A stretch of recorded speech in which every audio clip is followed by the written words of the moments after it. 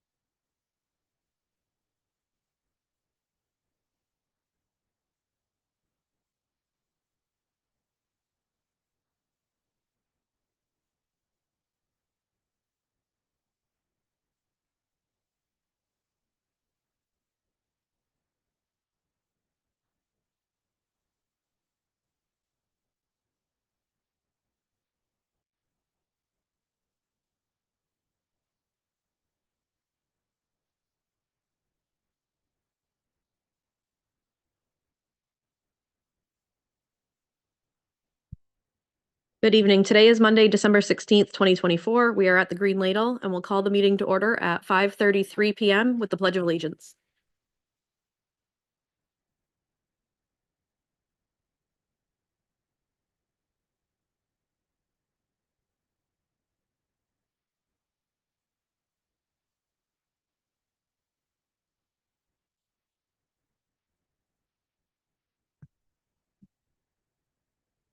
Councilor Harriman, would you like to start introductions?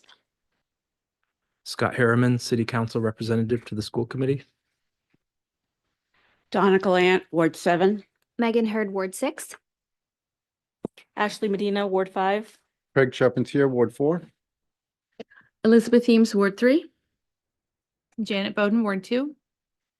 Phoenix McLaughlin, Ward 1. Megan Parks, at large. Jake Ringler, Superintendent. Thank you.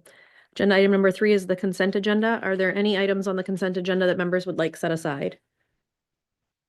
Seeing none, the consent agenda is adopted. Agenda item number 4 is public input.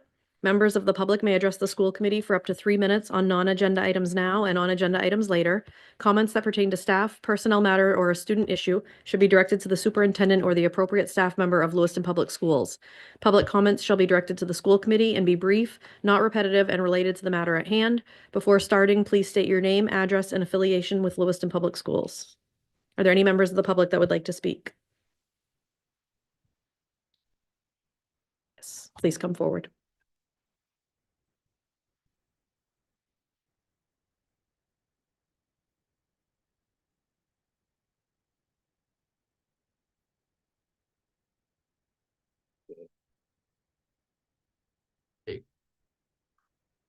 All right, good evening. My name is Jamal Mohammed. I am a Lewiston resident for the past 16 years, but I'm currently moved to Ward 4, hopefully.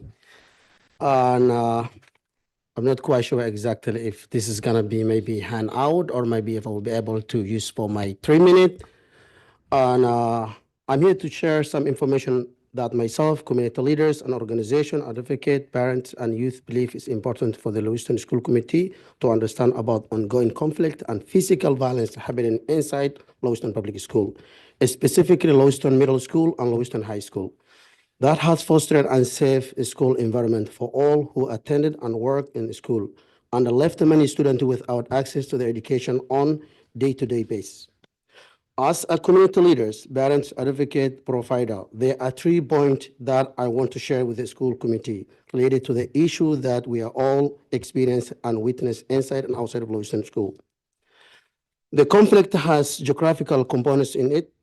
To it, there are youth that live a different neighborhood with our community that dislike each other because of friendship, family tie between all the folks, and that used to be conflict with one another. Those divided youth has access to after-school community-based program, or they don't, or some youth feel jealous that they do not get some access or opportunity to other group. So, sorry. If they have been expelled or given a long-term suspension from Lewiston Public School, they always know that they always They don't always know how to access or find additional resources and the positive support well out of the regular school setting.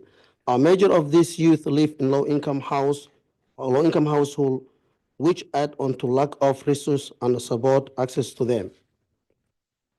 Some of the youth has continued to divide among themselves due to harming memory of character of the deceased loved one with a word, image, or harmful action. Sending threatening or harassment message via social media, particularly through the fake account or Snapchat or Instagram. Showing up on location in the school or community where they know that the other school or disrupt activities such as school programming and attempt to physical allocation. Recruiting other youth in out of the school to reveal a location the youth that they conflict with at the given time in any place, including youth classroom that are inside. A major concern youth and family are reporting to the trust provider and other community members lack of due to the process of the school site for both the victim and aggressor of the incident, creating deeper distrust for the youth.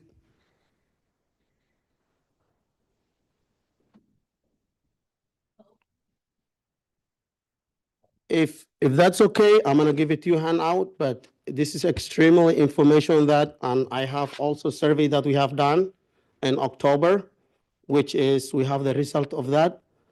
But I would really love to get this into the school board hand. I can email, I can hand it to you guys, but this is extremely important. So when I'm starting here, I'm not just standing for JAMA. So I'm just standing on behalf of the community. Is everyone on the committee okay with letting him continue? Yes. Yes, okay, please continue, Gemma. Thank you so much. Thank you, the audience too. Let me start it again. So a major concern youth and family are reporting to trust provider and the other community members is a lack of due to process and on the school side for both the victim and aggressor of this incident, creating deeper distrust for the youth and family in the schools. Many students have now experienced multi-day suspension throughout this school year, even if they were victim or violence incident. Additional, when students allowed back to school, families have not been provided information on the safety plan for their students that are victim or associated with the victim of this violence.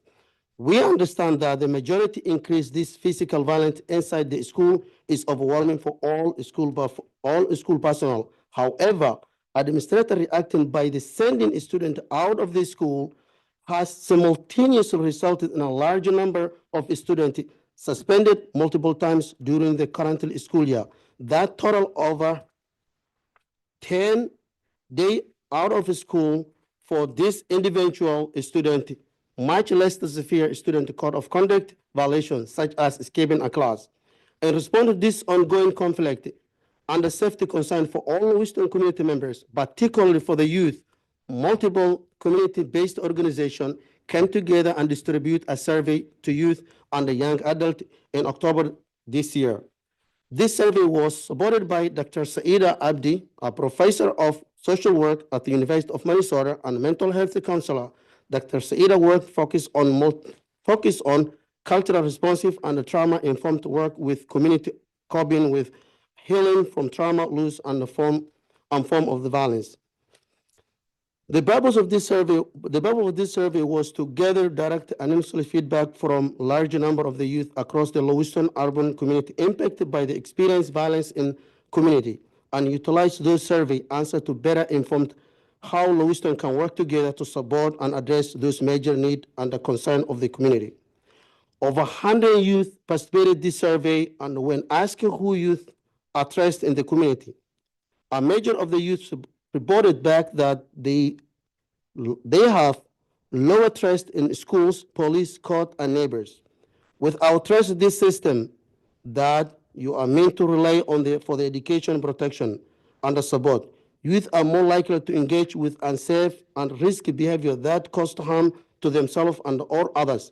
Dr. Saida in her work has stated that violence is a product of broken relationship. We, as parents, leaders, service providers, advocate, and alliance, we proposed that a school committee create a subcommittee that included multiple trust, community leaders, a nonprofit organization, or variety of nonprofit organization that work with a youth and families. Parents from all backgrounds, schools, staff, teachers, and administrative mental health professional who focus on culturally responsive practice and restorative justice practitioner. This collaborative problem-solving group will draw upon necessary professional expertise and value living experience across the Lewiston community to support tangible change towards a strong relationship trust building among stakeholders and increasing our collective understanding and awareness of how to support holistic well-being of a student in our schools. Together, we can engage this problem solving to address those major issues that product of the severe relationship and integral system and policy with our district and negative impact for endorsing.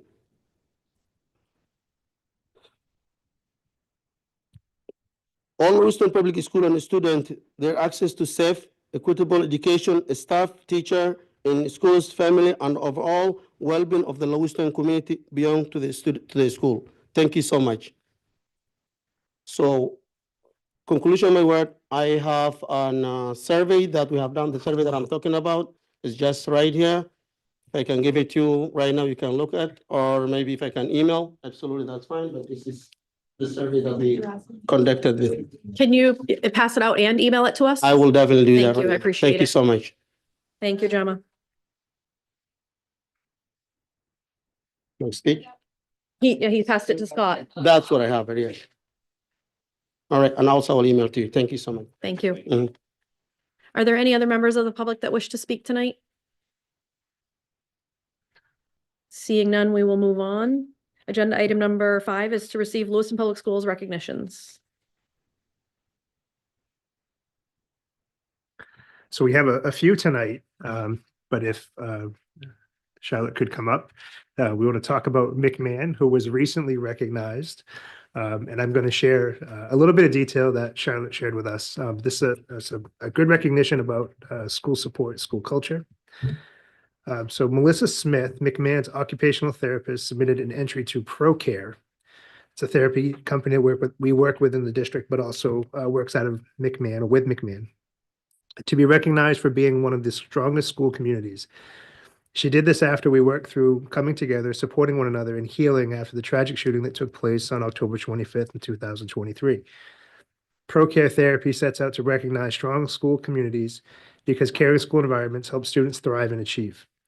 ProCare Therapy received thousands of submissions from school therapy professionals and teachers and chose McMahon as one of the top 10 communities based on our resiliency, unity, and compassion. Melissa Smith emphasized that her submission to the outstanding job we did bringing in therapists and therapy dogs and creating spaces and activities for students and staff to heal from the traumatic event that took place on October 25th, 2023. ProCare Therapy thought the actions we did to help our community heal were a great example of how healing, kindness, and togetherness can unite a community. I'm thankful to Melissa Smith for nominating McMahon School and recognizing all of the hard work we did as a district to help our community have time and space to grieve and heal together, and that continues. But we wanted to bring Charlotte Johnson here to just have the recognition of McMahon be recognized formally by the school committee. So, thank you. Charlotte, do you want to add to that in any way? I'm thankful that Missy Smith, our occupational therapist, recognized us. I think we did a great job as a whole district. I do believe the staff that I have at McMahon is really great. And I think that their support and their level of care for kids in our community is what helped us get that nomination. But I do want to give a shout out to the whole district because I think we did a really great job all around. So thanks. Congratulations. Next up, we have a student recognition, and I think we have some folks here from both the Tech Center and the high school that will help us share this recognition. This is a pretty phenomenal situation and it definitely deserves recognition. So without further ado, I'll pass the mic to Director Callahan. Good evening.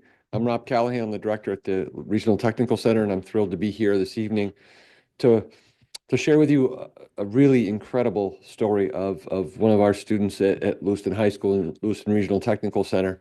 Couldn't be more proud of the work that she has done, and I'm going to ask Danielle Bilodeau, who's LRTC Student Services Coordinator, and Doug Dumont, who is Lewiston High School's Assistant Principal, to talk a little bit about some of this remarkable student's accomplishments. I always have lots to say.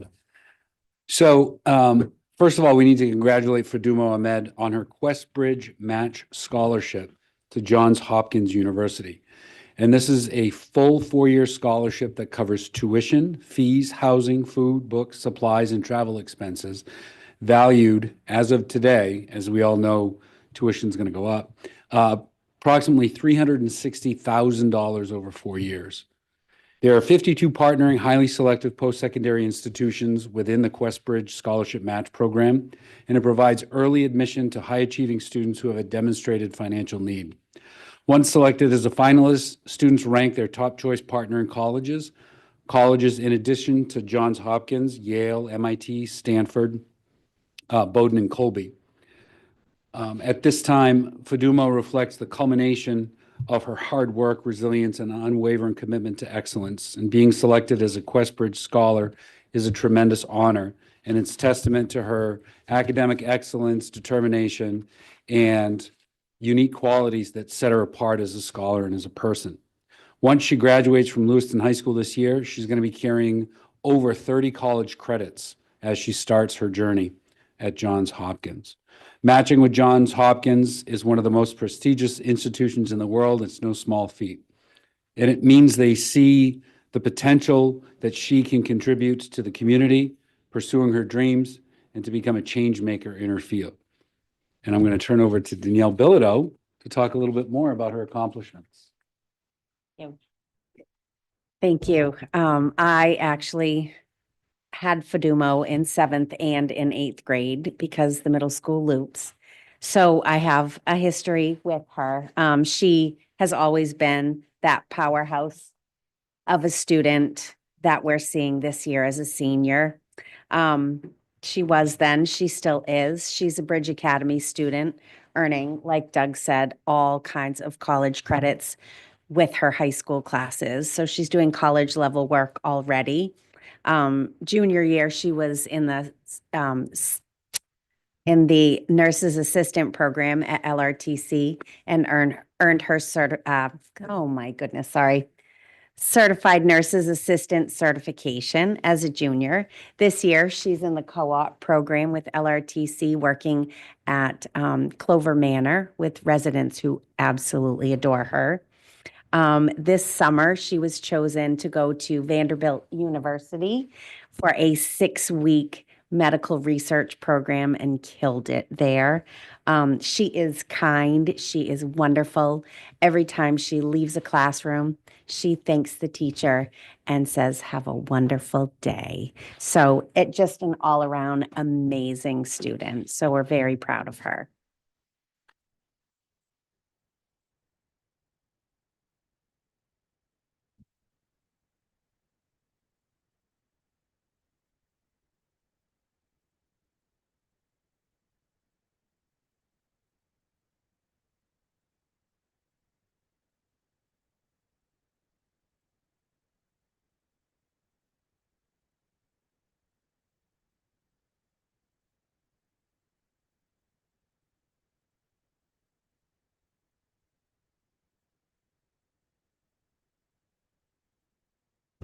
Congratulations.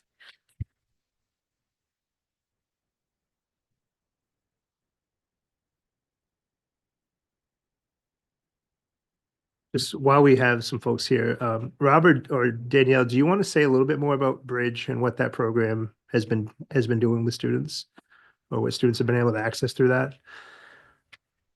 And I would just say one more round of applause for Fadumo.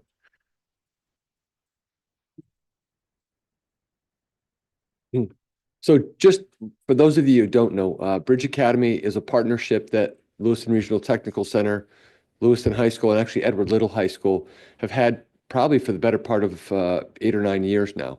And basically what it does is it allows a student to have an enrollment both at their high school, at the tech center in one of a program of their choosing, and then enrollment in the university system all at once. So that students here at Lewiston High School are primarily enrolled at University of Maine, Augusta. And so while they earn high school credit and Lewiston Regional certificate, they are also earning university credit. This is also what's unique about Bridge Academy is it's more than just college credit. They learn to work together in the community. So there are job shadows and field trips that the cohort takes out into the community. They meet with employers. They do visitations to different college campuses. They meet as a cohort around the state. Bridge is a statewide program. So they'll meet with their colleagues at, for example, a leadership conference earlier this year in Bangor. They have a winter academy that will be held in Portland at Unum. So they'll be part of that really robust kind of dialogue that they may experience on college campuses. And that's kind of our hope, to get them the pump sort of primed so that when they're on a campus, they have the skills to build and work in a cohort, to access their faculty members and really engage in everything a college has to offer. Again, Fadumo is just such a wonderful example of a student who's made the most of everything that Bridge has to offer, including, again, a very selective program called the Astronaut program, which is something we've had 2 students lucky enough at Lewiston to be selected for. It's a research summer program at the Vanderbilt School of Medicine. And again, it exposes them to world-class research and world-class minds that are aspiring to some of the same career possibilities that Fadumo is. Would you add to that? I don't know if I can add anything. I think you did a great job. Those dually enrollment classes are their regular junior and senior classes that everyone's required to take: the English, the history, the science, and the math. So for both junior and senior year, they're getting college credits for those. So I think Yep. that's the only thing. Yeah. So, Thank you. any questions about Bridge? Again, a wonderful example of where we're at because of it. Thank you very much.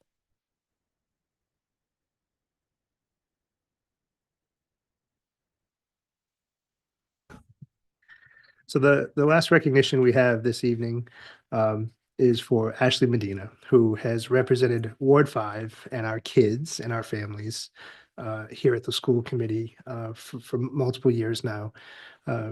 This is Ashley's last meeting. She let us know well in advance, so we knew a transition was coming. But your advocacy will never be forgotten, and I know that you'll continue to have your fingerprints on all things school and community, even though you're not sitting in the Ward 5 chair at the school committee. So we just wanted to publicly thank you and acknowledge your years of service, but also give you this plaque as just a token of our appreciation.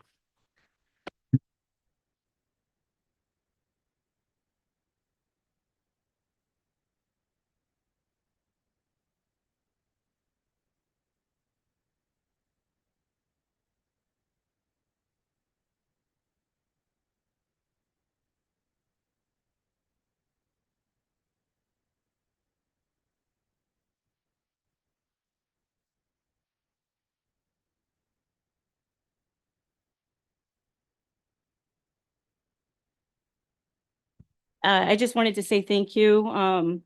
It was really scary when I first decided to run for the school committee. I didn't really, I knew what I was getting myself into, but not exactly, right? So I learned a lot along the way. And I've learned from each and every one of you. There's been a lot of great times where it made me feel very hopeful, but there's also been times where I left with a headache. And you guys learn by now that I get very emotional. I feel things very deeply. So some days were rough. But overall, I'm excited for the experience. I'm thankful for the work that the school committee, the superintendent, administration, all the teachers, everything you guys do. I know there's some challenging times right now, and it sucks that I'm not able to be here to, well, I'll still be able to speak on it in different ways, but you know what I mean. But I really think that it's going to take a community. What's going on in our schools is a reflection of the community and what's happening. And I think that we're all very angry at broken systems. And I think that we need to work together to address this. The more we point fingers, the more that we're doing this, it's not going to resolve anything, and our kids need us.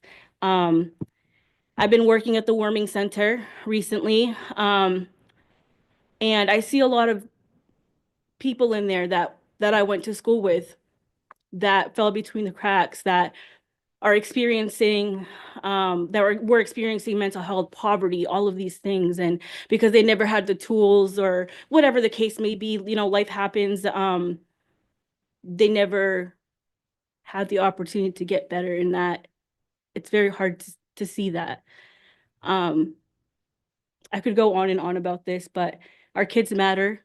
They're the future. And I hope that we can all come together and put our differences aside, to really talk about what's happening and bring more resources. And I'll still be here. I'll be on through main community integration in that work on the pathways and wellness committees. And so I'll still be able to be a part of that. But yeah, so anyways, like I said, I could go on and on, but just really wanted to share that with you guys. So thank you again. Thank you very much, Ashley. What you've brought to this table has been a huge benefit to the community and to us, to the rest of us also. Thank you.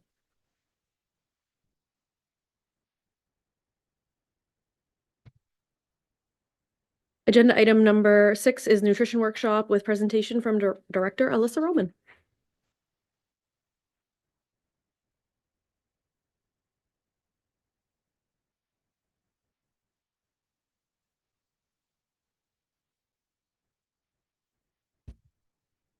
Good evening. I have Jake pulling up my presentation.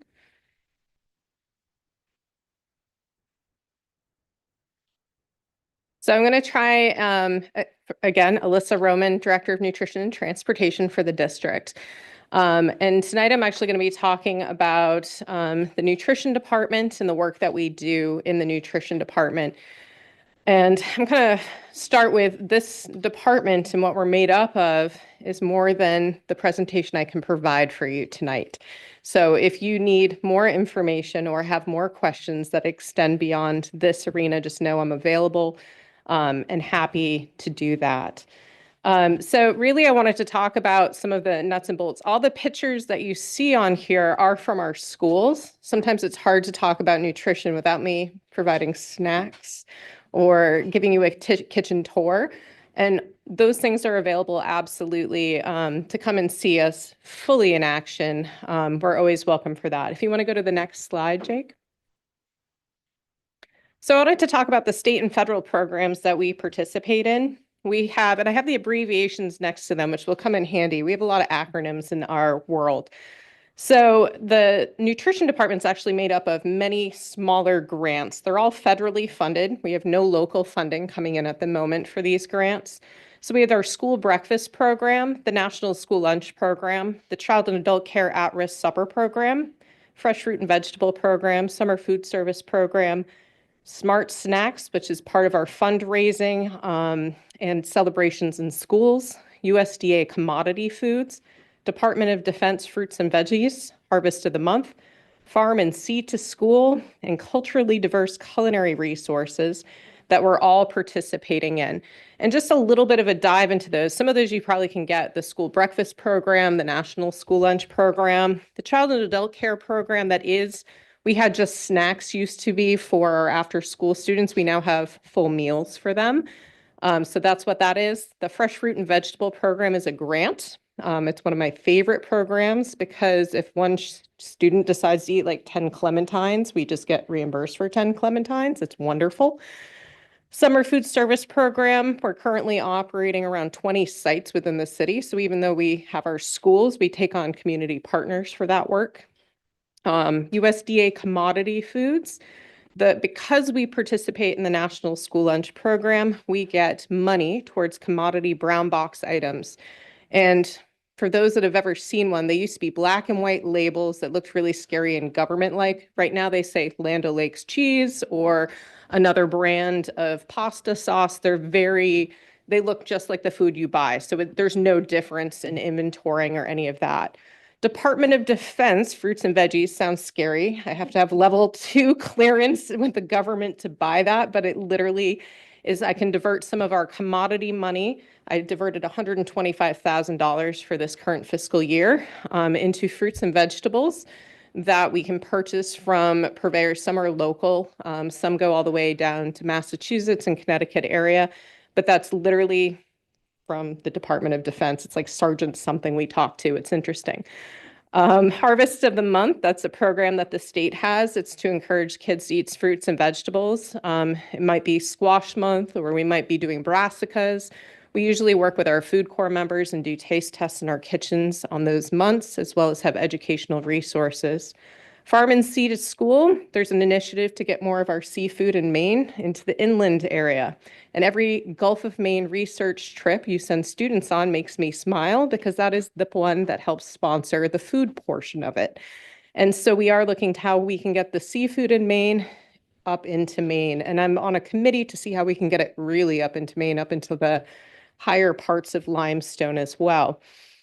So we want to see more seafood. That is also where our local food funds come from, which we'll talk about in a little bit. And then the culturally diverse culinary resources, that's part of our initiatives that we're partnering with to provide more diverse recipes within our community.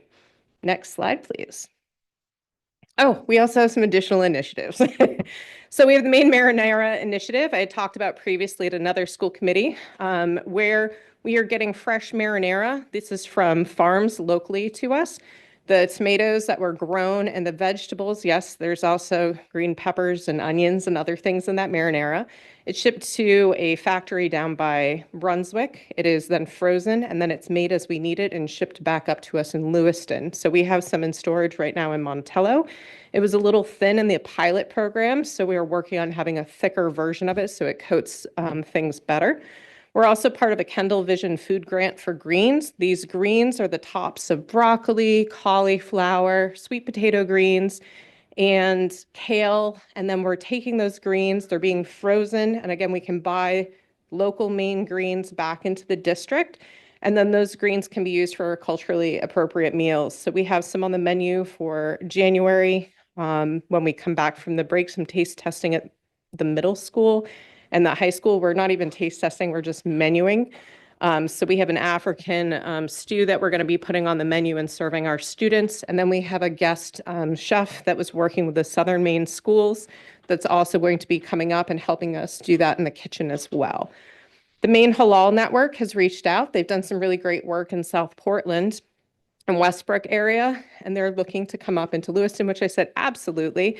So we're now looking at how we can have more halal foods, not just 1 day a week, but 5 days a week in all of our locations.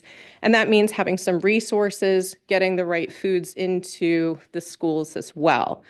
The Chef Ann Foundation, we have a grant that we've been part of, Get Schools Cooking Grant, Cohort 5. We're in year 2 out of 3.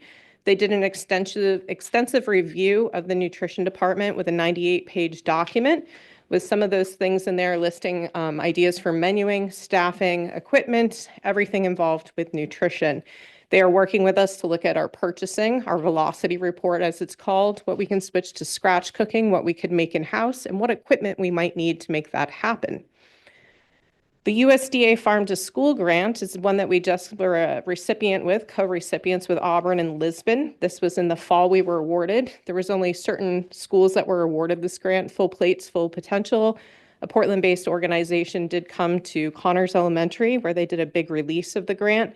With that grant, we're going to be looking, if we can't buy food that's processed, like carrots that are cut up to the right size or butternut squash, we're seeing if another school district could help produce one part, we'll produce another, and then we'll buy from each other and share in our resources because we're not able to keep the harvest all throughout the year. So that grant is in its year 1. It's, again, I believe a 3-year grant process. So we have a grant coordinator we're working with, and obviously Auburn and Lisbon. We've went on already a tour of Springwork Farms and a couple other purveyors as well, just seeing what we can get and switch our food over. There is a Ramadan waiver. This is new, and I say it's new because it's really, really new. So the state of Maine did not opt in for this last year, but this year they are. And that's how we can provide food to our students during Ramadan. That would be after sunset. So we're going to see what that means for nutrition and then provide food there. Switchboard for Schools Advisor. So that USDA grant, there's also another one that's happening for Switchboard. So being someone that we can coordinate with on resources within the state of Maine. So that and another director, I've been on that board helping them as well. We also partner with our food corps, which is St. Mary's Nutrition Center. So we have multiple food corps members that are in our community, and we meet with them on a regular basis and plan taste tests, harvest of the month, all of that. And our farm to school cook-off, which I'm happy to participate in many, many times, just for the idea of getting more people involved and knowing what it is we do. Next slide. So when I made this, I'm like, how many meals do we make? So again, those acronyms come in kind of handy, but as you can see, the National School Lunch Program is our driving force with over 613,000 meals that we made last year. That's with a team of 75 people. We were not fully staffed last year. So I'd say a generous 60 or so people made that many lunches. I did separate the school breakfast program free and paid numbers. We still keep track of that, even though all students receive meals at no cost, because the state of Maine actually does not meet the reimbursement rate of the federal government when I get reimbursed for that, to the tune of $14,000. So as I'm looking at that and money to support our program, that's one of the things I've recognized, like, oh, we have a shortfall in that category. The Child and Adult Care at-Risk Supper Program, as you can see, is doing over 34,000 suppers. And then we have our lunch and breakfast for the summer program broken down. In the corner there, you're going to see Alicia Smith. She's one of our managers now, but she had won the cook-off. This past year, she came in second place, I believe, but she also won for a tofu recipe and a hot honey chicken sandwich, which is on the menu and really, really good. Next slide, please. So this is just kind of a breakdown. This is of the federal funding. This is not necessarily of the expenses. Our expenses exceeded our federal funding last year. So this is just a breakdown of where our federal funds go and all of those programs that are in there. The other funds that you see, those are state funds. Those are not local funds. So those other funds that I'm getting are from a grant for local foods. They'll give us money, or maybe a law office. Sometimes they do Jeans Day. They'll give me some money to support kids' initiatives. I'm very grateful for anyone that does that. And it does go right to that nutrition program. Next slide, please. Might be a little small in the way back. So what does it cost to make a meal? So what you're going to see is that top portion. We have food, paper, chemicals, labor, and equipment. So each meal that I make, 38% of that goes to food, paper and chemicals, 6.89% of that, labor, 53%, and equipment, 0.97%. If I was a restaurant in the real world, I would not want my food cost to be above that 30%, and I certainly wouldn't want my labor cost to be 53%. I am not saying anything bad about any of those. Those are just known numbers. Child nutrition is a little different. We work within a school district. I'm not paying for the lights in the room right now, things like that. So those factors obviously aren't in there. We're also heavily subsidized. What I wanted to show is that the reimbursement for lunch this past school year, I got $4.35. That's all I got from the federal government if the student actually took the meal, which if I break that down with those percentages of how much we spend on food and labor, I have $1.69 I should have spent on food. What I really spent was $5.36 for each meal. And you'll see the breakdown on the right-hand side. So there was a shortfall in the National School Lunch Program as it relates to that. Some things are kind of close, paper and chemicals a little higher. And again, fluctuating food costs, we're just as much, we have that happen to us on our daily purchases as well. Next slide, please. And the reason why I showed you that is there are ways, again, I'm federally supported. How do I make up these differences? Those commodity dollars that I was talking about, we need to use them. We expect every dollar that comes in from the federal government, I say, yes, please give it to us. So that costs us nothing. I accept that. Any grant that I see, I'm going to apply for it. Local food fund. If I buy a local apple, if I bought $3 worth, I get $1 back. I file it. It's like a coupon. I'm going to submit that claim. The federal local foods fund that only existed last year. I hear rumor of it coming back this year. That was glorious. So I could buy all of our milk last year with the local foods fund. It wasn't $1, $3 for one. It was like a 1-for-1. I love that. Occasionally we get donations. Now, can they be from home? No, we're a commercial kitchen. We have to take donations from a big vendor. So occasionally another district doesn't take all their commodity dollars and we can go in and say, I'll take your chicken and I get it for free and I can count it towards our inventory. So anytime we have room in our freezer, I'm going to take whatever I can do. We also serve our food with something called offer versus served wherever possible in the district, which means that a child that comes through the line can reject certain items that they don't want to eat before they take it. So it eliminates food waste, food going in the garbage, all of that kind of stuff. Helps on the food cost side, keeps the food lower, and helps kids not have food that they don't want to eat. That also means teaching our people when they're producing food not to overproduce, overorder, keep a lot of food on hand that could go bad, that could risk spoilage. We're going into our holiday break. I don't want to worry about a walk-in going down and we lose massive amounts of food. So lowering inventory as we go into breaks, looking at our perishables, all of that. Other money we earn from other USDA programs can help supplement nutrition. I cannot supplement the general fund. Once it's in my fund, it is federally protected to only be used for nutrition. Each of those initiatives that I talked about have rules about how I can spend the money. So while the school lunch program saw a shortfall because of the meal cost, the supper program did not. So I was able to use supper program money to help, or a la carte monies can also help. Adult meals have to cover costs. And obviously, a la carte sales, we don't look to price gouge. So it's the cost of the food plus labor. I don't charge any like profit mark or anything like that. It's literally just covering what we can. Next slide, please. Some challenges to child nutrition. Funding, yes, absolutely. Because if the government says my meal is only worth $3, that's all I get. I don't get more than that. I only get $3. So right now, if it's $4.35, that's what you get. Even if we spend $10 on a meal, I'm not going to see that. The regulations, and there's some other slides in there. I could spend days and days and days on regulations about how much sodium, how many calories, how many grams of fat, how much whole grains. It is all very scientific and happy to explain. Pretty much we have our advisories that go to the USDA. USDA comes up with a new rule. We're going to cut sodium. That rule is then put out to the general population where we can give comment on it and then it's adopted or not.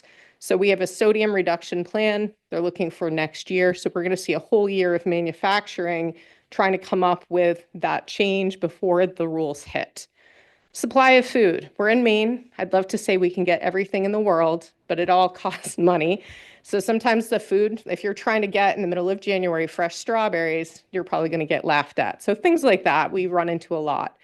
Staff, obviously getting to know our staff, know what we're doing. Equipment, some of our kitchens, we do have grants. I'm very fortunate. We got 2 grants recently for 2 stoves. The stoves that we're replacing are from 1964.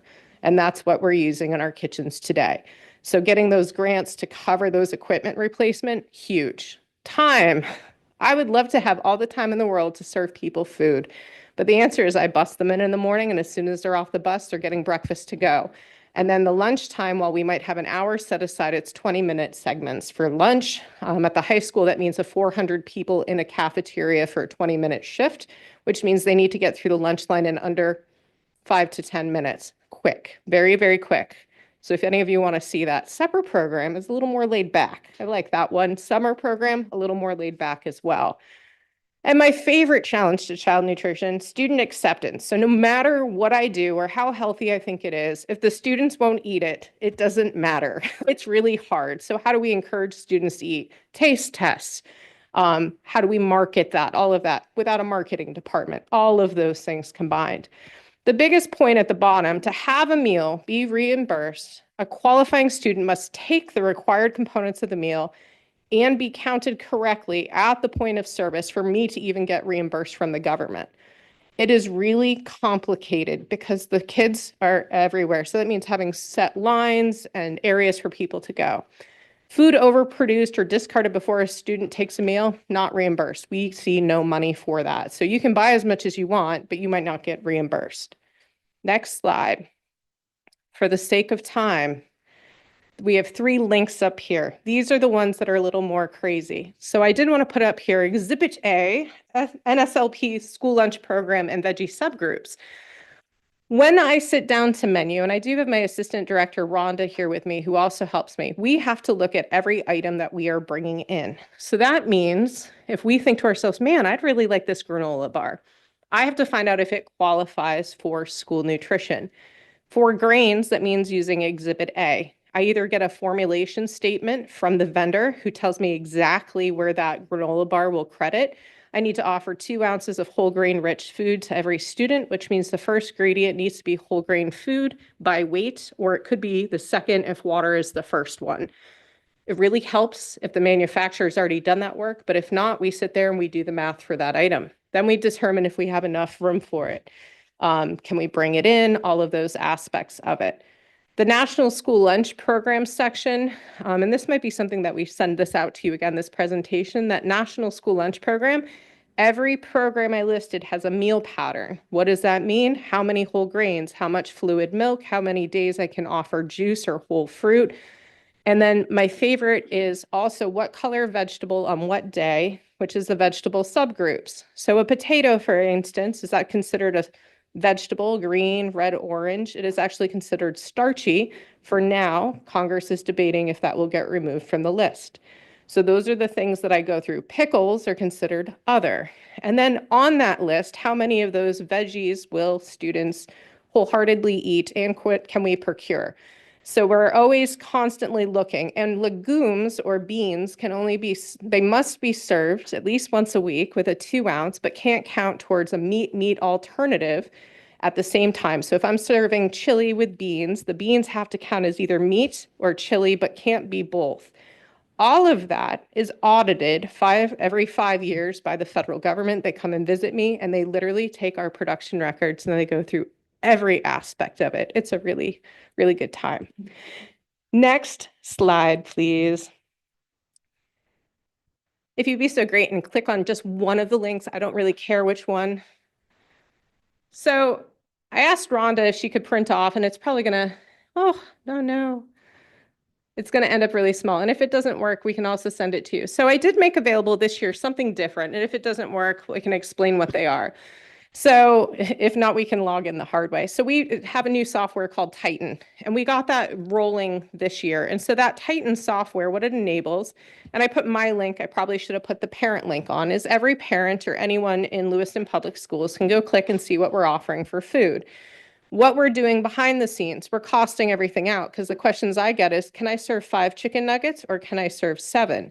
Great question. How much does it cost? Does it meet the criteria? Do I have money for that? What is the serving size of chicken nuggets? So all of that is weighed out before it's even menued. On those menus as well, I made it digitally so you can click on the items and you should see a picture. So if it says broccoli slaw, you're going to see a picture of the broccoli slaw. And then on top of that, nutrition facts are attached to it as well. So no saturated fats, no trans fats that we're having kicking around. So we have, well, no trans fats. They do, I think, have some saturated. Definitely no trans fats are allowed. So as we're going through everything that we menued, I'm trying to make it more transparent. So we're menuing in the system with the nutrients, so that way the public can see it as well and make some educated choices on what we want or don't want. Pictures we have here, we obviously have a salad from the high school, a happy crew. And yes, we still make shepherd's pie or a Lewiston pie. That's down below there. Next slide, please. Now we get to some more scientific fun. So if I buy those granola sticks or granola bars and they're child nutrition labeled, I see something like this that appears on the label. And the state and the government love this. And it will let us know how much things equivalent for. So I'm supposed to have for every lunch 2 ounces of whole grains, supposed to have 2 ounces of meats for the age group. Every age group's broken down different. So that's what one of those looks like on the right. If you ever had a tour of our kitchen, I could show you some of those labels that are kicking in the industry. And then on the left-hand side, is a formulation statement. I did try and scour it so it does not necessarily say the brand name on purpose, but a vendor would then provide information that they sent their food to a lab that said exactly how many grains of whole grain are in it. So that are for more complicated cereals, pre-baked bakery items and such will come with something like that on it. Next slide, please. So I did a little comparison here. We have one on the left and one on the right. I maybe had the word honey bun on the right, and I did that on purpose. So on my menus, what we didn't see because my links didn't work, is that we'll see in the morning that we offer cereal to our students, but we might offer something that says honey bun. The honey bun we are offering is the one on the left, not the right, which is obviously lower in calories. And then when we're looking through it, we have no trans fats. And when we get down as we go into our sugars, it's going to list. So this one had 12 grams of sugars on the one that we're serving, 11 grams of added sugars, whereas the one on the right is showing us a significantly higher sugar amount off the bat. So what I'm experiencing on my end, and if you go to the next slide, Jake, please. I go through these ingredients. So this is the one that we are serving to the kids that has whole wheat flour, water, sugar. You're going to start noticing that some of the ingredients, you're going to get into some of the words for where it will say preservatives. That is true in many of the foods we eat in the US. So you are going to see that. Part of what I'm doing is how many of these words don't I notice like as being something to say. So as I'm looking down through it, I'm looking for items that I can see. You are going to see cornstarch, or not cornstarch, but corn syrup in some of the items. But what I would say is high fructose corn syrup is a different beast than corn syrup. So if you go and do your research on corn syrup in general, the high fructose corn syrup, that's the one that is in our sodas and our beverages and is highly addictive. Whereas if you go and pull corn syrup off the shelf, you are going to see that it says no high fructose corn syrup in that. So I would always recommend reading your ingredients as you're going through. Next slide. This is the one that was not child nutrition approved. And I think the second ingredient, once we get past flour that's not whole wheat, they just enriched it, the very second ingredient is sugar. And then we go into vegetable oil. So a lot of what the manufacturers have done is that they obviously have either lowered the sugar, moved the sugar, added whole grains in. But what that means is it's a very confusing for the consumer. So what we're serving in the lunchroom or in the cafeteria or in any of our meals, you can't buy those same ingredients or those same products in the grocery store. They don't exist. They were specially formulated for K-12. The K-12 guidelines are they're looking for us to have 1/3 of our nutritional guidelines from the American Pediatric Society. That's what they're looking for us to menu in a day. So as we're going through, it is hard because if I just said whole grain muffin, or if I gave it the name that it came with, which says cinnamon muffin, it confuses the parents, but the kids are like, oh yeah, I've had that before. So we have to make some choices on, do we call it what it's supposed to be called, or are we making a new name for it? So those are some of the ingredients on there as well. I know I've talked a while and I'm actually done with this part. So if you guys have questions about specifics, questions about what we're doing for initiatives, I'm happy to answer what we have. Member Eames? Just an informational question. When something is a percentage chemicals, was that to wash the tables or is that chemicals in the food or what was that referring to? Yeah, no, this is a really good one. I actually love giving tours of the kitchen because sometimes they're like, oh, you add MSG. Nope, we don't add MSG. And for those that don't know, that comes in a big bucket. We do not buy it at all. So the chemicals we're using, those are to wash the dishes. So we are self-supportive. While I'm not paying for the electricity, I have to pay for all the repairs to all the equipment and all the chemicals to wash all the tables, sanitize, all of that. Correct. Member Bowden. Thank you. Do any of the food products that we're giving to, especially our elementary age students, have artificial dyes in them? So a lot of our items that we use have removed artificial dyes and colorings because California has passed a law supporting that, but that law does not provide support to everywhere in the US at the moment. So we still have occasional things, I do read them, occasional things that come through. If you have a child that has a doctor's note that says I cannot have X, Y, and Z, we follow that, we'll go and buy that elsewhere. So we do offer for those students that need that, we do with a doctor's note provide something different. Most students have multiple choices throughout the day. A lot of the popular cereals, without giving names, have reduced artificial dyes, colorings, wheat, all of that. So it's made a product that everyone can eat. So I would have to scrounge really hard to find those dyes is the truth. And a lot of them would probably be in the artificial colorings in our sports drinks that still meet smart snack compliance for nutrition. And of course, I cannot speak to what's available throughout the rest of the district for all the other things like boosters and other things like that. Counselor Harriman? Thank you. So along those same lines, I noticed with the honey bun there, the commercially available one had a lot more sugar than the one that you serve.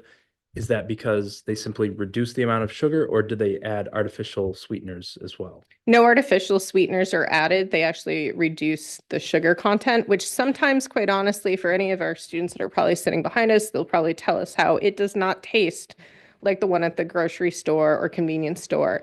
And it actually sometimes appears harder. Whole grain, anything we're supposed to have at least 50% whole grains. Whole grains, if you're not used to eating them, it's a little harder when you first get one. So you're like, oh man, a cinnamon bun. And then you're like, oh, a cinnamon bun, because it's not what you imagined it would be at first. And some of the food is not equally, I taste the food. So I go on taste tests, I get samples, and there's some food that I'm like, no. And I think I've given some to Jake occasionally that I'm like, I'm not serving this to the kids. I'm sorry, because I can't even eat it. She gets me to try it. I do. Any other questions? Member Hurd? Thank you.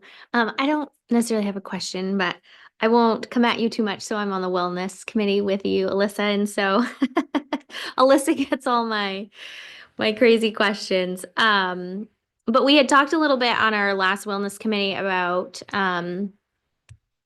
students, especially more at the high school, you know, if they don't eat breakfast in the morning at home before they head to school, they don't eat anything throughout the day until they get home from school, just because of the options and the things that are there they don't like or they don't enjoy or, you know, whatnot.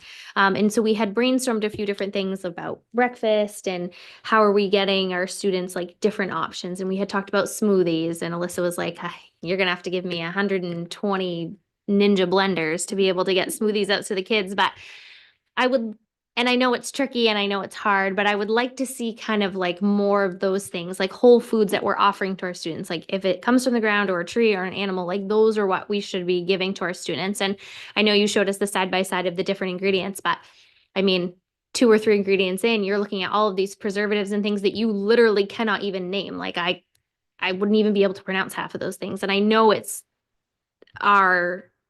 as a whole, it's the United States as a whole. And I'm hoping maybe things will change. We'll see how it goes. But I have heard from a lot of students at the high school that they just don't like the food. So I don't know if we can do some sort of like survey for them, get some like suggestions or something. I just feel like, especially our athletes, like I really, you know, for them to go a whole day and not eat, that's concerning, especially if they're playing sports right after school or in the afternoon or whatever. Like, how can we make sure that we're supporting them the best way that we can? And I would say one of the trickier things, and that's why I did bring up the funding, with all of my support coming from the federal government, I am following the federal guidelines.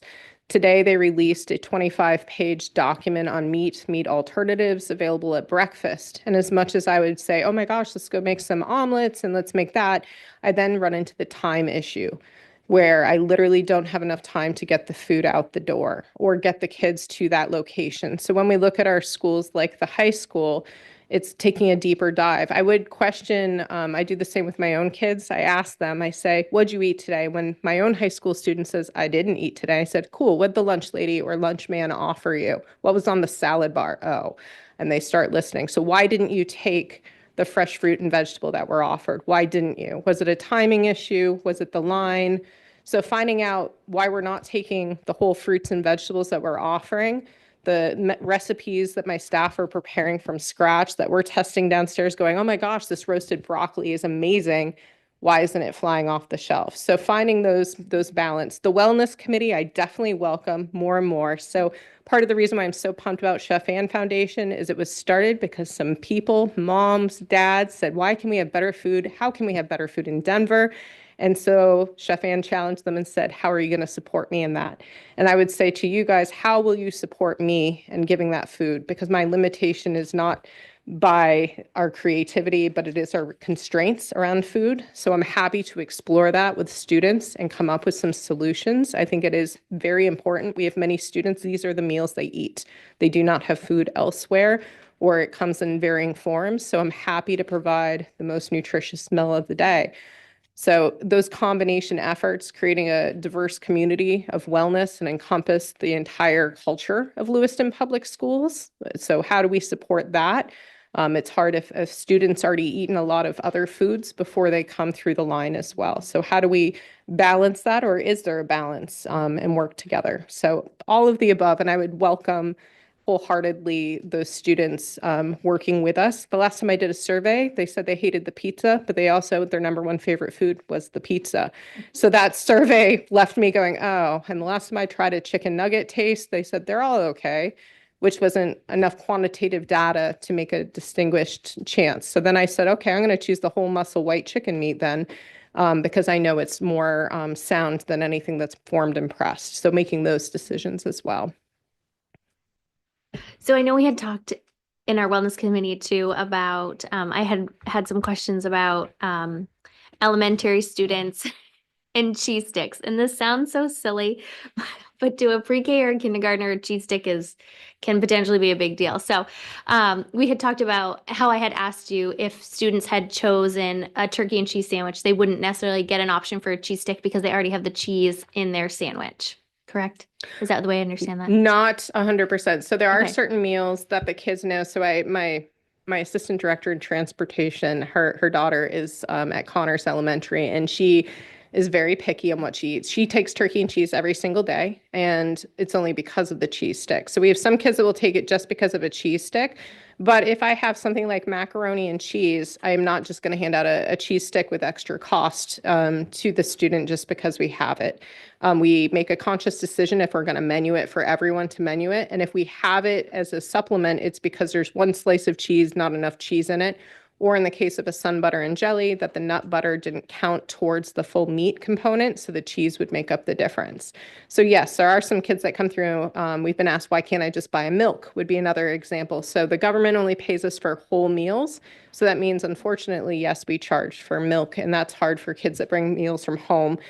They are allowed to take a whole meal, even if they brought a meal from home. But that does mean that they might walk 5 feet and throw it in the garbage. And there's nothing I can do to stop whether that student eats or not.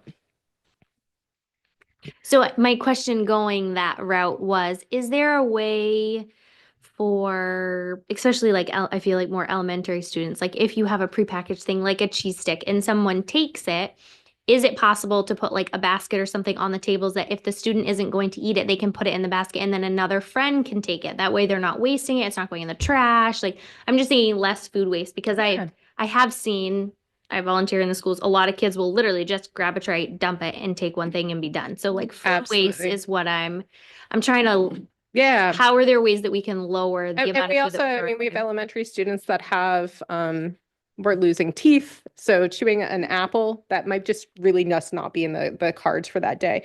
So the answer is we have share table guidance. So that would be exactly what you're describing. That share table guidance is controlled by the Maine CDC.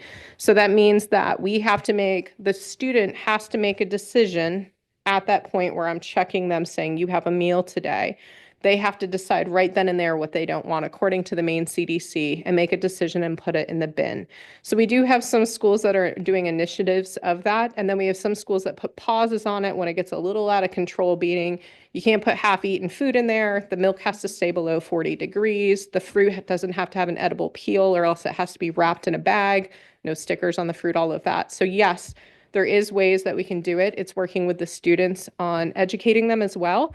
It goes along with the initiatives of composting, which comes up quite frequently. So I know I talked to a STEM class at Connors last week, I want to say, or the week before about that exact thing. So I definitely encourage those share tables, as well as letting students know you only need, parents aren't going to like this, 3 things on your tray to be a meal, and half a cup of it has to be a fruit or a vegetable. So if a student takes a slice of bread and a cheese stick and an apple, the government's going to say thank you.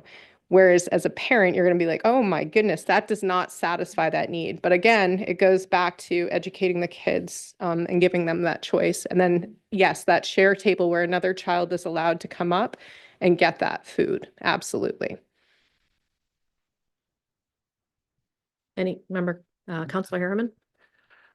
So it seems like the breakfast is the more prepackaged meal out of the two. And I know you mentioned the time is more of the constraint as far as improving that. But you said, how can we support you? And so I'm just curious if there are examples you might have of things that you could do and how much they might cost.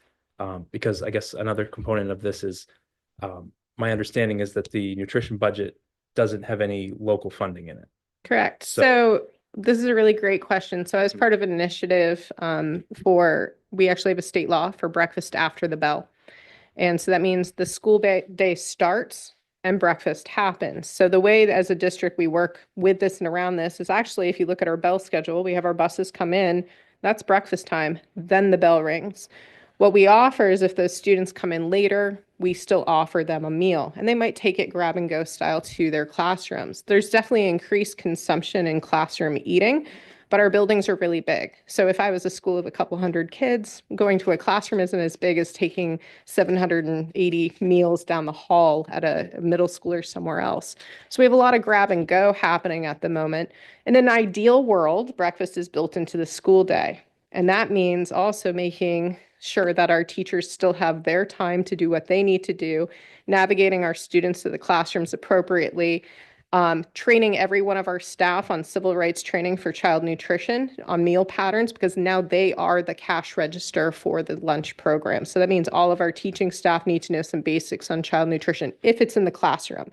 If you can filter them to the cafeteria, we're happy to take care of all of that. We have obviously the manpower to do some of that work. So again, building them into the cafeteria. What we found though, is you get them in the cafeteria, there's always some kid that's like, I'm not hungry, I'm just here to do whatever. So finding that balance between the student that literally is like, I'm here to socialize, not to eat. So finding the balance between that is really logistically challenging. We've tried numerous versions of it in numerous buildings. So ideally, and I keep going to the bigger schools. So what is Boston Public Schools doing? What is like the big schools doing? So some of them, yes, have said, let's train our teachers, let's train our ed techs. And it's not that they need a whole new career or certification, but the bare minimum so that they can do that aspect, and then we can increase that. With that being said, then I look and I say, what do I need? Do I need a tanker of yogurt to do smoothies to get those meals? Because what I'd really love to serve is not anything necessarily prepackaged. If someone wants cereal, they want cereal. There's always those kids that will show up just at lunch, even with cereal from home. So it's finding that balance a little bit. Sometimes I'm like, maybe we could do a hybrid. Like, is the school ready to do something a little both? But a lot of it is talking with administration about where they're at, our facilities team, where's the garbage go? So when it's in a classroom, where do you put the liquids? Where do you put the solids? All of those things come into a factor. So it's really a good team building exercise. But the truth is, if it was encompassed in the school day, it would be nice. But then I would say, how do we encourage our teachers with that as well? So it's really kind of out of the box thinking a little bit. So it seems like it may even be more logistical challenges than financial challenges as Yeah. far as especially breakfast goes. Yeah, breakfast is definitely, and I'm like, breakfast is definitely a newer program, but our kids benefit from it because we have a lot of kids that just, that's their meal. We have kids that ask for multiple of them. So that is definitely a challenge to get those other items in there. And they're coming in off the buses with all their backpacks, all their stuff. So how do we get that to them successfully? Yep. Member Eames? Is messiness part of your calculation or not? Waste factor, absolutely. Prior to being in K-12 in child nutrition, I worked for universities. And then before that, I did fine dining. So for me, when I'm looking at this in the lens, there is a tremendous amount of mess. I have heard the stories. We were kind of joking the other day. I mean, we have gusset bags to help the kids carry their food because they have their backpacks and their projects and their instruments, everything. And the stories of the kids swinging the maple syrup through the hallway and the custodian saying, please never serve maple syrup again. And I'm like, how else are you going to eat your pancakes? And so we definitely have challenges, whether it's in a classroom. I love our school paper towel, but it is not known for picking up liquids very well. So having alternative rags available that the kids can use. So there is definitely, if you've been in a cafeteria, you get to see it all. Drop trays is another thing. So if a kid walks through the line with that full meal and walks 3 feet and drops it, I'm going to replace that meal. And that means that we lost a meal. I don't care because I'm feeding that child for that day. So we still do things like that. We're going to take care of the kids first and foremost. But garbage, waste, Connors is actually geared up. There's something called a GOAT that centrifuges and helps with food waste. I used it when I worked at the university I worked at. We were able to compost one bin for 24 hours for 24,000 students. And I mean, so I know these things exist. We have the power for it at Connors. We just couldn't afford the equipment. So if we can get the equipment, we can start working on some changes. Some of our buildings, we have to look up setups. Garbage disposal at Geiger is completely different because they designed it as a different kitchen. So it just really depends where we're serving food. But yes, messiness. I think of the full circle. Where does the food go in the end? We even have rules if it goes in the dumpster and it's recalled that we have to make it inedible so nobody can hop in the dumpster and eat it because it's a health violation of sorts. So yeah. Any further questions? Nope. Thank you very much. Thank you. Agenda item number 7 is report from the school committee chair. I have nothing to report on tonight. Agenda item number 8 is report from the superintendent. A few things just want to follow up on. So you actually initiated a subcommittee last meeting, I believe it was, about community safety. And so I didn't know if anyone wanted to project any dates or interest in sitting on that particular committee. I was thinking after the break, we would start having regular meetings. I would like to be on that committee, and some of the stuff that Jama had mentioned tonight when he mentioned bringing up a committee, I feel like there could be some overlap there. So maybe having that conversation now that we've heard from him might be helpful too. Member Gallant? I would also like to be on that safety meeting.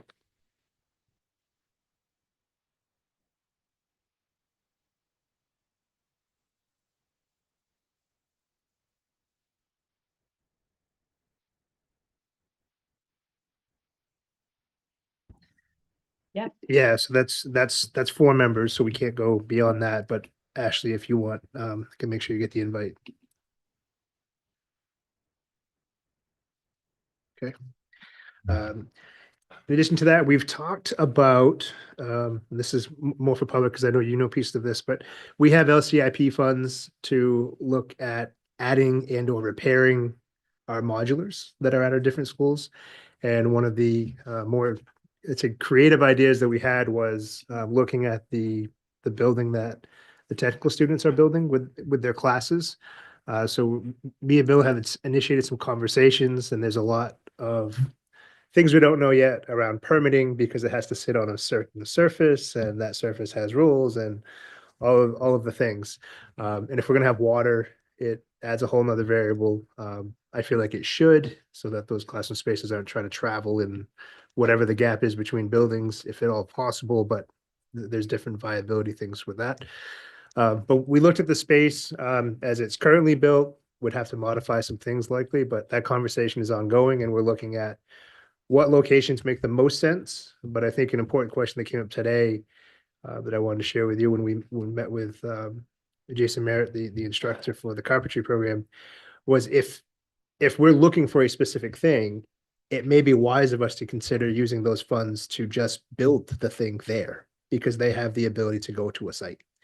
And so we're starting to weigh those different options, including what's the best location. And then pairing with that, we also have, we had DOE a whole team of DOE folks came to visit. We visited Lewiston Middle School and Montello. Those are the two schools that we put in applications for a future replacement. And so part of those conversations were, how many modulars do you have? And is the school overgrown, and what's outdated? And all of those really particular walkthroughs. We got some great input from staff about different concerns they have about their different facilities. And they are aging, they're working, they're not dysfunctional, but it's interesting when you're trying to make sure everybody has what they need and they're staying safe. You also have to then have this lens of, here's all the reasons why we need a new school. And so it lands at both of those spaces, but me and Bill have a running list of things that we see that we want to take care of in the short term. But this modular conversation, and should we just build something at a site, it all kind of paired together. But they did come for their visit. We did do the walkthroughs. And Bill, I don't know if you want to add to that, but those visits went pretty well and pretty comprehensive. We spent 4 or 5 hours with them. Yeah, it was a long amount. It was a good amount of time, but I'm usually the optimist, but they did inform us there was 96 applications that were put in, and they do, fund like the 4. But there was some interest, kind of good feedback of what we had and situations that we have. And we have a growing student population, and we have 2 fairly old buildings that aren't being used for their original intended use. The middle school was the high school, and Montello was Montello was a middle school. So it was good. And Montello was constructed in the 30s, right, Bill? Initially? Oh, 60s. Middle school was 30s originally. Of course, they've all had renovations and some care. As you know, we continue to work through various hearings around different matters that have come up in our schools. And our reentry program is active, is working. I say that for a couple of reasons. I think sometimes people don't know that there's a reentry process that we use to try to support students so that they're not disconnected from education, even if there's a hearing and students are not allowed to return at this time. We do have a process to support them with adults to get back into school should they engage. Wanted to share lately that we've added some resources to Montello. Kelly Dempsey, our TCI specialist, which is crisis intervention, de-escalation, student engagement strategies, is spending her days at Montello, working with kids, working with adults. We've also had our specialists go over. These are our content-rich folks, specifically around math and literacy, but also spilling into science and social studies. And so they've actually been going in to try to get an assessment of where people are at and who might need more supports. We've had 2 members of our association leadership from the LEA also come and do visits. Many of you came to visit and provided input. Tomorrow, our management team is going over, so that's all of our principals and directors, do a walkthrough looking for bright spots and areas for potential improvement. And before too long, we're going to have a listed out plan to make sure things are getting better at Montello. But again, we see a lot of good things every day, but there's definitely room for growth. So that work continues. And that's all I had on my list for now. Thank you. Agenda item number 9 is report from our city council rep. I just wanted to mention that we have a meeting tomorrow. It's a fairly short agenda, but we do have on there, the mayor has nominated Iman Osman to fill the Ward 5 vacancy. So Ashley's seat, and the council will be voting on that tomorrow night. And that's all I've got. Thank you. Oh, yes, go ahead. Thank you, Scott. I just wanted to ask you a quick question. So on the online application for the Ward 5 seat, it listed that the application process was open until today at 6 p.m. And I actually had someone reach out that I know of that did apply over the weekend for this. But what I'm understanding is the mayor already made a decision as of Wednesday. So do you have any information around that for the folks who have applied since Wednesday? I'm not sure why I'm not sure where the disconnect was between that deadline. But as per the city charter, this, any vacancy on the school committee is filled by the mayor's nomination. I'm forgetting the exact language, subject to the consent of the city council. So, so I guess if the mayor had already made a decision last week as far as who he was going to nominate, then, then I guess we wouldn't see those applications. But yeah, it's always, yeah. I would just ask then, like, as a school committee member, I didn't know if possibly you could bring that up, the discrepancy there, just because it seems a little odd for it to be on a website with a specific date and a specific time as a deadline, but then it's not taken into consideration at all. So if I'm not on this, I'm not on the city council, obviously, but if I was, I would probably ask to table that so the rest of the applications could be reviewed. So I just wanted to throw that out there publicly. Thank you. Okay, thank you. Thank you. Yep, Member Eames. Did you review all of the applications yourself as a counselor, or is it just the mayor that gets to see them all? The only the mayor's nomination was in the agenda packet, and that's the only one I've seen. I guess because of the way that process works, where it's not the council making nominations and then voting on them. I mean, I'm sure we could review the other ones, but it's kind of where it has to go through the mayor first, then it isn't as, it's not as necessary, I guess. I know there were other applications, but the only one in the packet was that one, so. Thank you. Agenda item number 10, updates from the school committee subcommittees. Have any subcommittees met that would like to provide updates? Member Eames. So the curriculum keeps going, the revisions keep going. I've been to a couple of those meetings, and then the policy committee has decided to poll the school committee for their self-evaluation, which is supposed to be annually. This will be the first one for me in my 3 years. So we're going to do that very soon. You've already been polled about it, and now it's Karen just sent an email while we were here that it's going to go live tomorrow morning. So I didn't realize that. Thank you. Any other subcommittee updates? Okay. Yes, no? Negotiations? Yeah, I was gonna bring up negotiations. We've kind of hit a standstill in the negotiation that we're in, and we're bringing in mediation. And I don't think I can say anything more than that, but that's where we're at with negotiations. Okay, thank you. Are there any school committee community announcements? Member Medina. I don't have any committee announcements, but something Jake said kind of sparked something that I wanted to say in my message earlier. And I just wanted to say that I'm really grateful for the Rooted program and that kids are able to have that educational support.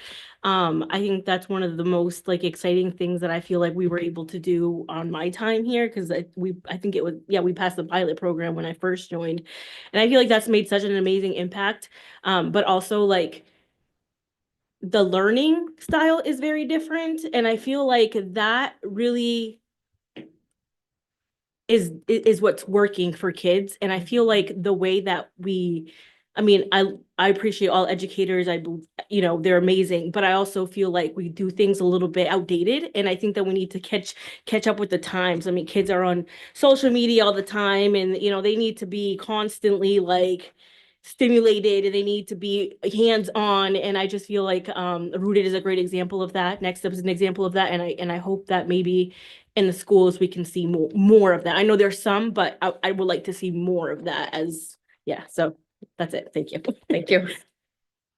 Agenda item number 12 is future agenda items. Member Gallant.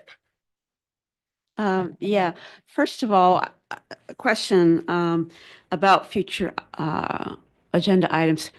How is it decided that it gets on the agenda? What's the process for that?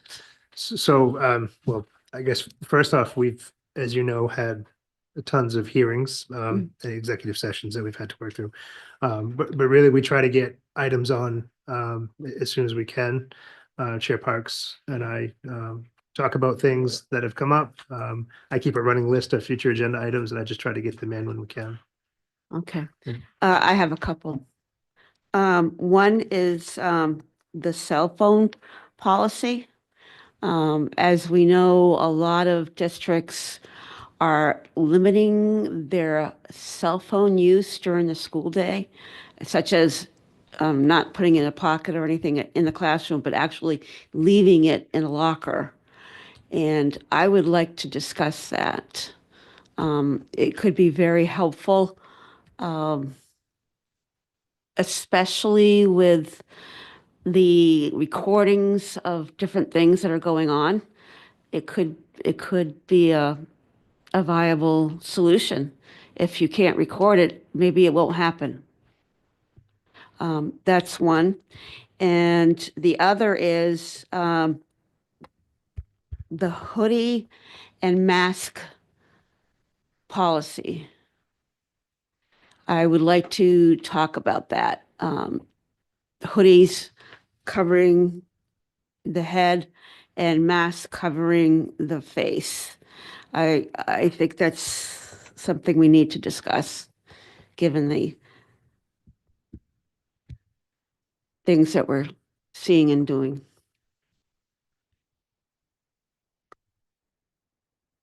Thank you. Any other future agenda items? Nope. Agenda item number 13 is to enter into executive session to discuss a personnel matter in accordance with 1 MRSA 4056A. Is there a motion? Moved by member Bowden, second by member Hurd. All in favor? School committee, you can still vote.